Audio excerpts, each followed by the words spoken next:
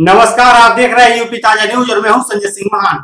आज हम बात करेंगे मध्य प्रदेश की सबसे बड़े सरकारी अस्पताल की, इंदौर के एमवाई अस्पताल में हुए उस दिल दहला देने वाले चूहा कांड की जिसने पूरे देश को झकझोर कर रख दिया।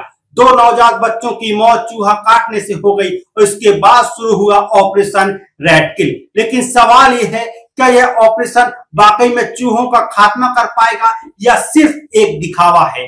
आइए इस मामले की पूरी सच्चाई जानते हैं तथ्यों के साथ। इंदौर का महाराजा यशवंतराव अस्पताल यानी MYH, जो मध्य प्रदेश का सबसे बड़ा सरकारी अस्पताल माना जाता है, आज सुर्खियों में है। कारण NICU और PICU में भर्ती 2 नवजात बच्चों की मौत, जिन्हें चूहों ने कुतर डाला।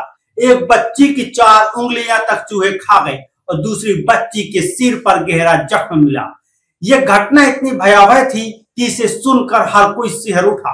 यह सब तब सामने आया जब धार जिले की मंजू नाम की एक मां अपने नवजात का शव लेकर गांव पहुंची। रात में मोबाइल की रोशनी में जब शव की पैकिंग खोली गई तो परिवार वालों ने देखा कि बच्ची की एक हथेली की 4 उंगलियां गायब थी। पोस्टमार्टम रिपोर्ट में पुष्टि हुई कि बच्ची को 3 जगह चूहों ने कुतरा था। दूसरी घटना में एक और नवजात के सिर पर चूहों के जख्म मिले, जिसके बाद उसकी भी मौत हो गई। NICU और PICU, जहां नवजात बच्चों को गंभीर हालत में वेंटिलेटर में रखा जाता है, वहां चूहों का आतंक कैसे पहुंचा? ये बच्चे जिनका वजन कम और इम्यूनिटी बेहद कमजोर होती है, चूहों के लिए आसान शिकार बन गए। लेकिन सवाल यह है कि अस्पताल प्रबंधन और पेस्ट कंट्रोल कंपनी एजाइल इस लापरवाही के लिए कैसे जिम्मेदार नहीं है? MY अस्पताल में पेस्ट कंट्रोल का जिम्मा एजाइल कंपनी के पास था, जिसे हर महीने औसतन 2 लाख रुपए दिए जाते थे। लेकिन हैरानी की बात यह है कि जनवरी 2025 से अब तक 20 लाख रुपए लेने के बावजूद कंपनी सिर्फ 150 चूहे ही पकड़ पाई, यानी हर चूहे पर करीब 13,000 रुपए खर्च, और फिर भी चूहे बेखौफ अस्पतालों में घूम रहे हैं। इस मामले ने इतना तूल पकड़ा कि मुख्यमंत्री मोहन यादव ने तुरंत हाई लेवल जांच के आदेश दिए। चिकित्सा शिक्षा आयुक्त तरुण राठी और राज्य स्तरीय जांच समिति ने अस्पताल का दौरा किया, लेकिन जांच के दौरान ही एक चूहा सामने आ गया, जिसे पकड़ने के लिए 8 से 10 कर्मचारी दौड़ पड़े। ये नजारा उस लापरवाही का जीता जागता सबूत था जिसे छुपाने की कोशिश की जा रही थी। इस भयावह घटना के बाद शुरू हुआ ऑपरेशन रेड किल। अस्पताल में चूहों को पकड़ने के लिए बड़े पिंजरे, रॉन्टेड ग्लू टेप और चूहा मार दवाइयों का इस्तेमाल किया जा रहा है। बिस्किट, केक और दानों का लालच देकर चूहों को फंसाया जा रहा है। हर यूनिट में 24 घंटे का फीडबैक लिया जा रहा है कि कितने चूहे पकड़े गए और कितने मारे गए। खासतौर पर NICU और PICU पर फोकस है। अस्पताल के बाहर बम चेकिंग जैसे हालात हैं। 3-3 गार्ड्स हर आने जाने वाले के सामान की बारीकी से जांच कर रही है ताकि कोई खाद्य पदार्थ अंदर न आए।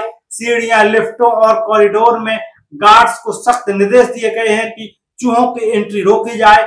CCTV कैमरों में भी 24 घंटे निगरानी की जा रही है। लेकिन सवाल ये है, क्या ये सारे इंतजाम पहले नहीं किए जा सकते थे? इस मामले में कार्रवाई भी हुई है। 2 नर्सिंग ऑफिसर आकांक्षा और श्वेता चौहान को सस्पेंड कर दिया गया है। नर्सिंग सुप्रिंटेंडेंट जोसेफ को हटाकर सिस्टर दयावती दयाल को नया सुप्रिंटेंडेंट बनाया गया है। Superintendent doctor Ashok Yadav, doctor Brajesh Lahoti और डॉक्टर मनोज जोशी को कारण बताओ नोटिस जारी किए गए हैं। एजाइल कंपनी पर 1 लाख का जुर्माना लगाया गया और उसे ब्लैकलिस्ट करने की तैयारी है। लेकिन क्या इतनी कार्रवाई काफी है? कांग्रेस नेता राहुल गांधी ने इस घटना पर सख्त टिप्पणी की है और कहा है कि जो सरकार और अस्पताल मरीजों की सुरक्षा नहीं कर सकता, वो सत्ता में रहने लायक नहीं है। मानवाधिकार आयोग ने भी इस मामले में संज्ञान लिया और 1 महीने में जांच रिपोर्ट मांगी है।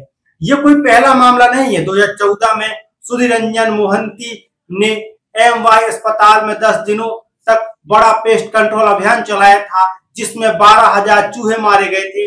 लेकिन इसके बाद भी चूहों का आतंक कम नहीं हुआ।